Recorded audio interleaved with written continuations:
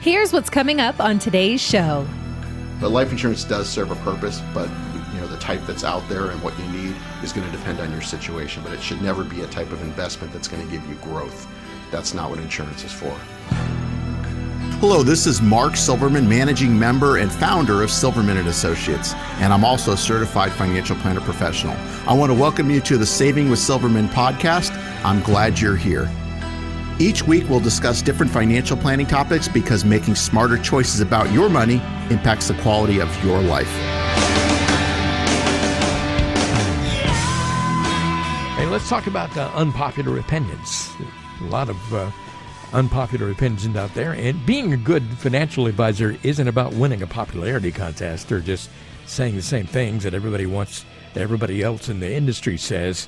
I know that you always shoot straight, tell people like it is instead of telling them what they necessarily want to hear. It's about giving the best advice that you can for each individual situation. So on today's show, let's discuss some areas where your opinions might not be popular with other people out there in the financial industry. And I'm thinking of some right now, and I know you are too. Mm-hmm. And how about the appropriate amount of risk for a retiree or pre-retiree to take? I know it's all individual, but generally speaking, how do you feel about that? And how is that sometimes unpopular with some other people out there who might even be on the radio? Sure. Well, the other people on the radio are selling, commissionable annuities, which have pie in the sky promises that don't make any sense. And they'll tell you that there's no risk and the market goes up, you keep up with the market, and when the market goes down, you don't lose anything. That's not how it works. And so, you have to take risk. How much risk? That's just going to depend on your situation. But everybody needs to take a certain amount of risk. But risk is only comes into play if you have the right plan where and you have enough time to take the risks. It's not going to really matter because you're never going to need all of your money at once. So if the markets go down, you're never going to pull all of your money out at once. And if you do, you're not working with the right person. Mm-hmm.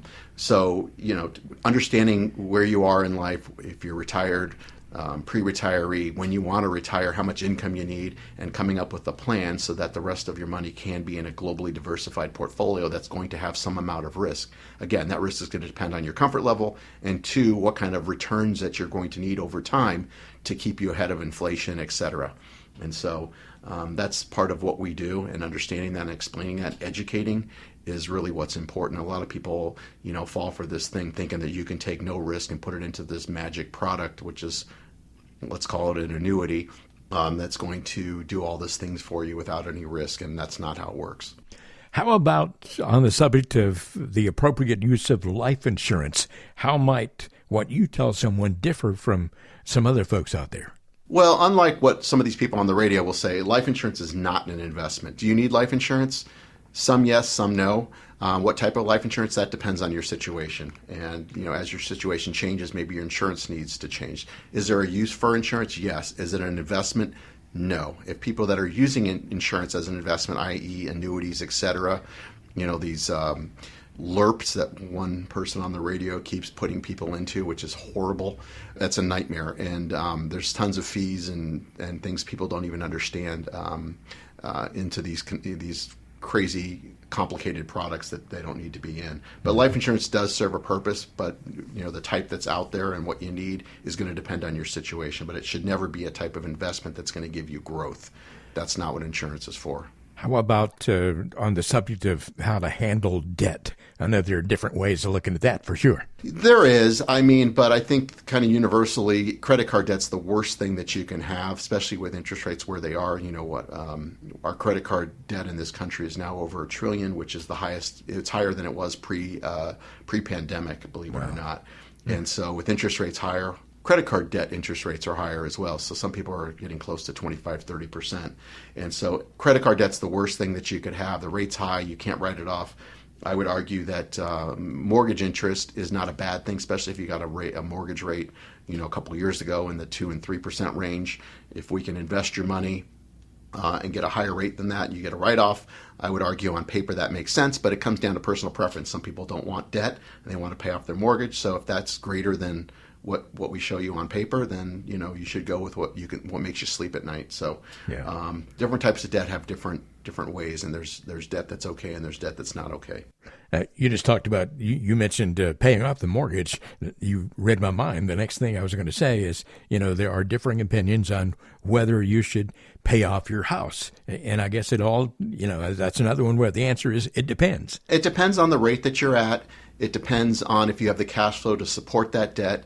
And it also, comes down to personal preference. If your idea of, and even if your house is paid off, you still have payments. You still have, upkeep, insurance, utilities, etc. Yeah. So that never goes away. But some people just want their house free and clear, and that's fine. Some people in retirement have a mortgage, and if we have the cash flow to cover that, on paper, you certainly have, if your assets are growing, like I said before, are growing more than what you're paying out, and you get that deduction because, think about it, in retirement, you don't have a lot of deductions, if any, at that point.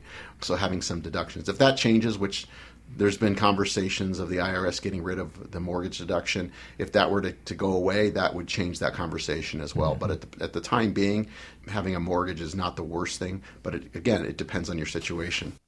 Now, I might be opening up Pandora's box by opening up this conversation, but I heard some of the things you said before about some of these so-called financial experts out here who are selling annuities. How might your opinion on the appropriate use of annuities be different from some of those guys? They're oversold and they're overpromised. I mean, and I'm not privy to some of these conversations. I can certainly hear the ads, which make it sound like they're the greatest thing since sliced bread, which I can tell you they're not. Yeah. Am I familiar with annuities? Very. I'm insurance licensed as well, so I'm very familiar with them. I think there can be a place for them, but the majority of people that are buying them for the wrong reasons and don't truly understand them and don't realize that they're locked into these contracts. I have people that go to some of these other people on the radio, then come to me, and I've already purchased the annuity.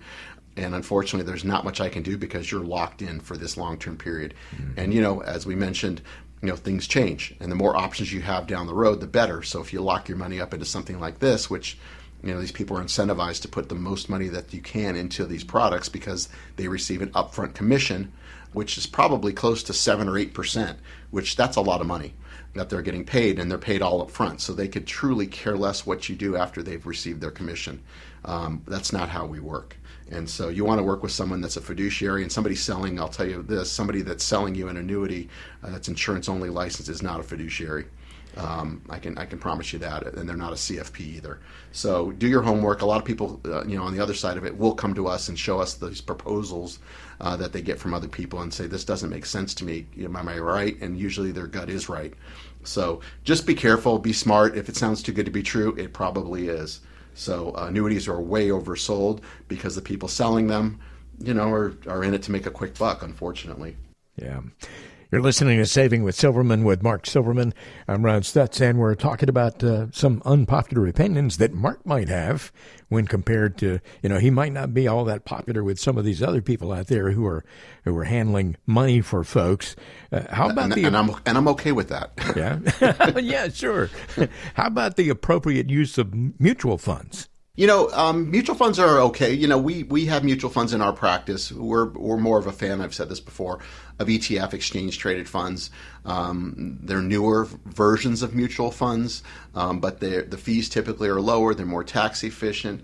We know exactly what they hold. So there's lots of reasons to own ETFs versus mutual funds. But if somebody really wants mutual funds, we can. In fact, if you have 401ks, some do have ETFs now, but most of them are using mutual funds. So they're not the worst investment, but the investment world has evolved, fortunately for investors. And ETFs, in my opinion, are a much better way to go than mutual funds. Yeah. Okay, one more I wanted to ask you about here, and that is how much money that you should have in cash. This is something that we talk about a lot on this show, and there's some really solid reasons for listening to Mark Silverman on this one. You've got to keep an emergency fund. Some people say, well, you got to have a home equity line. You can use that for cash, which you can. Unfortunately, with the way the markets have been recently on the lending side, some of those have been cut down. So those aren't as reliable as they used to be previously. But you should have a certain amount of cash. And what I mean by cash could be in a savings, money market, checking, anything that you can access that doesn't have taxes or fees associated with it. You don't want to keep too much cash because with inflation, you're going to be losing purchasing power. But the general rule is 3 to 6 months worth of expenses as a certified financial planner professional. That's what we teach clients. So that number is going to depend on, how much you spend each month. So let's say you spend $5,000 a month. You should have somewhere liquid between $15,000 to $30,000. So the minimum would be $15,000. What people don't understand is if you take, $10,000 out to buy an air conditioning unit, now you only have $5,000 in there, you need to replenish that emergency fund. So that account needs to stay at that amount. Yeah. And a lot of people don't understand that. So that amount needs to stay liquid at all times. And you cannot go without air conditioning. In Arizona, no. No. And so, we'll help calculate that number based on everybody's situation. We'll come up with a recommendation and where to get it from and where to keep it, et cetera. So that's part of our planning process as well. You've been listening to the Saving with Silverman podcast. If you have any questions at all about your financial situation, please give Mark Silverman a call. Again, his number is 520-333-7601, or go online to savingwithsilverman.com. For Mark Silverman, I'm Ron Stutz. We'll see you next time on the Saving with Silverman podcast.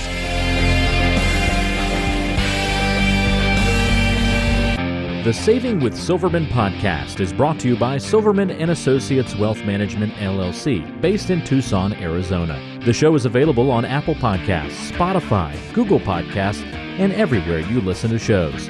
Subscribe to the show on your favorite app today and never miss an episode. Just search for Saving with Silverman to find us, or visit savingwithsilverman.com to listen to past episodes, to contact Mark, and to learn more about how to make smarter decisions with your money. Did you know that Mark Silverman also has a radio show? Tune in to Saving with Silverman Saturdays and Sundays at 3 p.m. on AM 790 KNST. All matters discussed on this show are for informational purposes only. Opinions expressed are solely those of Silverman & Associates Wealth Management, LLC, and staff. All topics covered are believed to be from reliable sources. However, Silverman & Associates Wealth Management, LLC, makes no representation as to its accuracy or completeness. This show shall in no way be construed as a solicitation to sell securities or investment advisory services to residents of any state other than Arizona or where otherwise permitted. Topics should be discussed with your individual advisor prior to implementation. Fee-based financial planning and investment advisory services offered through Silverman & Associates Wealth Management, LLC, a registered investment advisor in the state of Arizona. Insurance products and services are offered through Silverman & Associates, an affiliated company.